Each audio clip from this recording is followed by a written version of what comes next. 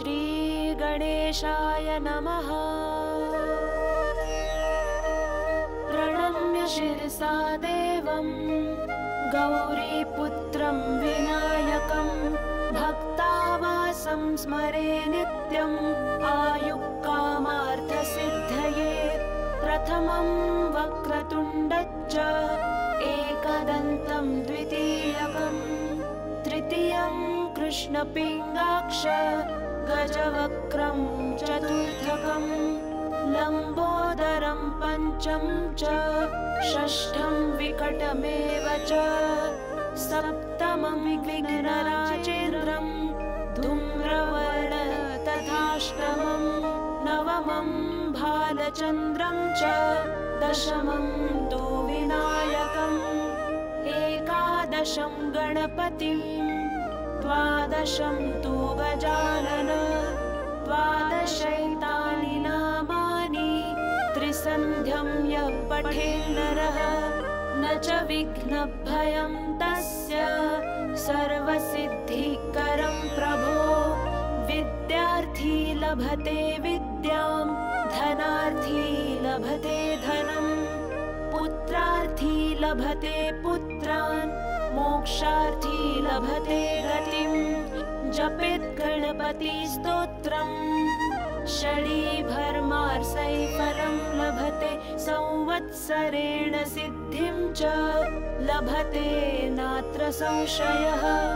अष्टभ्यो ब्राह्मणेभ्यश्च लिखित्वा फलं लभते तस्य विद्या भवेत् सर्वा गणेशस्य प्रसादतः इति श्रीनारद पुराणे संकष्टनाशनं नाम श्रीगणपति स्तोत्रं सम्पूर्णम्। प्रणम्य शिरसा देवं गौरीपुत्रं विनायकं भक्तावासं स्मरे नित्यम् आयुक्कामार्थसिद्धये।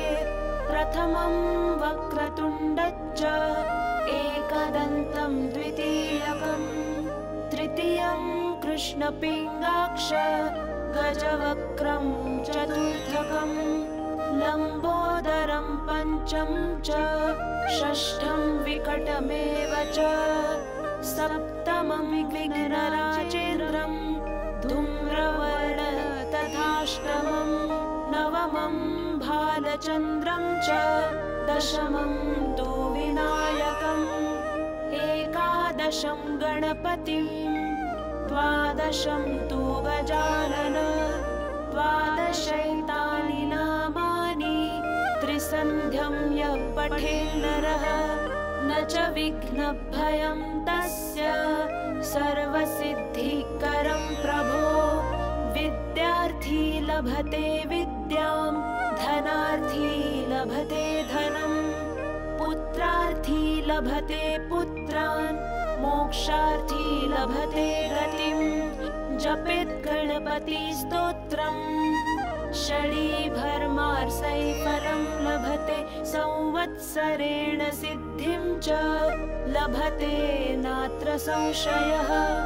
अष्टभ्यो ब्राह्मणेभ्यश्च लिखित्वा फलं लभते तस्य विद्या भवेत् सर्वा गणेशस्य प्रसादतः इति श्रीनारद पुराणे संकष्टनाशनं नाम श्रीगणपति स्तोत्रं सम्पूर्णम्। प्रणम्य शिरसा देवं गौरीपुत्रं विनायकं भक्तावासं स्मरे नित्यम् आयुक्कामार्थसिद्धये। प्रथमं वक्रतुण्डच्च एकदन्तं द्वितीयकं तृतीयं कृष्णपिङ्गाक्ष गजवक्त्रं चतुर्थकं लम्बोदरं पञ्चम च षष्ठं विकटमेव च सप्तमं विघ्नराजेन्द्रं धूम्रवर्ण तथाष्टमं नवमं भालचन्द्रं च दशमं तु विनायकम् एकादशं गणपतिं द्वादशं तु गजानन द्वादशैतानि नामानि त्रिसन्ध्यं यः पठेन्नरः न च विघ्नभयं तस्य सर्वसिद्धिकरं प्रभो विद्यार्थी लभते विद्यां धनार्थी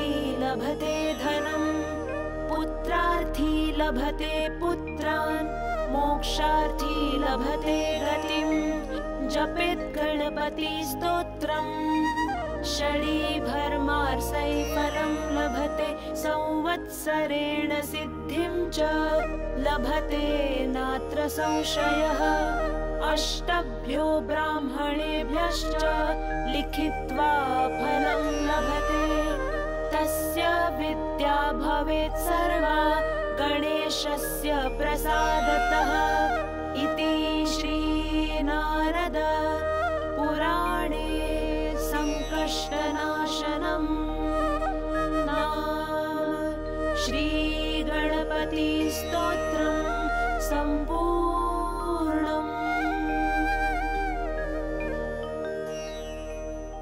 प्रणम्य शिरसा देवं गौरीपुत्रं विनायकं भक्तावासं स्मरे नित्यम् आयुक्कामार्थसिद्धये प्रथमं वक्रतुण्डञ्च एकदन्तं द्वितीयकं तृतीयं कृष्णपिङ्गाक्ष गजवक्त्रं चतुर्थकं लम्बोदरं पञ्चम च षष्ठं विकटमेव च सप्तमं विघ्नराजेन्द्रं धूम्रवर्ण तथाष्टमं नवमं भालचन्द्रं च दशमं तु विनायकम् एकादशं गणपतिं द्वादशं तु गजानन द्वादशैतानि नामानि त्रिसन्ध्यं यः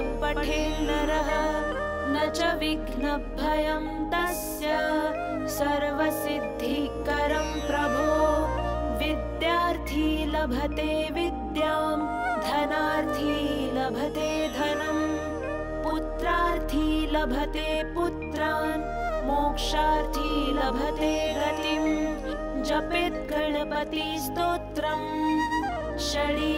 षडीभर्मार्सैफलं लभते संवत्सरेण सिद्धिं च लभते नात्र संशयः अष्टभ्यो ब्राह्मणेभ्यश्च लिखित्वा फलं लभते तस्य विद्या भवेत् सर्वा गणेशस्य प्रसादतः इति श्रीनारद पुराणे संकष्टनाशनं नाम श्रीगणपतिस्तोत्रम्।